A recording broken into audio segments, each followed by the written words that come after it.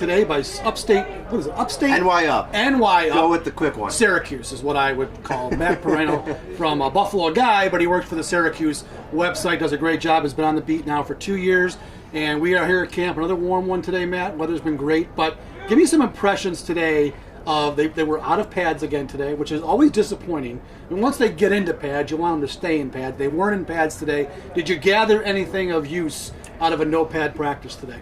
I think, first of all, one of the hot topics going into this year was the offensive line battles, and I think that we're seeing all types of shifting going on, not only like in terms of first and second team reps, but guys position to position. We saw Cody Ford at left tackle yesterday.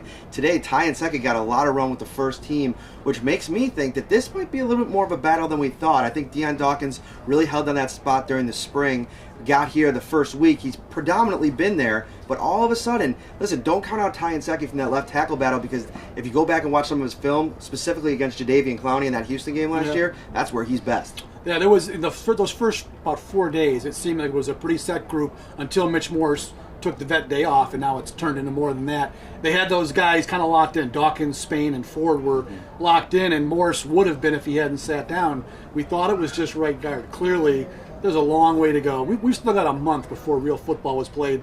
There's some decisions that have to be made. So I agree with you. I think it's going to be crazy. Do you have a set idea of who the five was going to be come week one? Do you think you have a set idea? Yes. My idea going in was kind of how it was playing out. Dion, Quentin Spain, Mitch Morse, Spencer Long, who I think Feliciano's gotten a little bit more run in actual practices, and then Cody Ford. I think you trade up in the second round to draft a right tackle. He's going to be your guy, exactly, somewhere, or maybe at guard. I talked to a guy, Paul Alexander, is a Rochester guy, was the Bengals offensive line coach for 24 years, spent last year with the Cowboys, now retired. He was at camp the other day, and he had a nice opinion of Spencer Long. He thought he was the guy in comparison to Feliciano.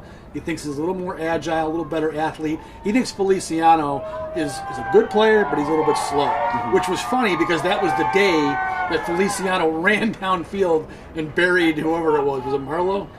Yes, Dean Marlowe, who came back the next play and popped Ray Ray. Yes. But Alexander thought that Long was the favorite there. He thought, based on what he saw, Long was the guy. What I like about Long, too, is people go back to his year in New York last year and said, he stinks. He played on a terrible offensive line. Exactly. You go back, I don't want to talk him up too much because Vlad Ducasse has his problems, but last year, if you take what he did last year compared to what he did in 2017, playing with that worse off offensive line, it has an impact. So I think Spencer Long could be a contributor. Yeah, and Dion Dawkins fell victim to that too when he didn't have Richie Incognito next to him. I talked to Andre Roberts today. I want to get your impression of him. Clearly, this guy's more than a return man.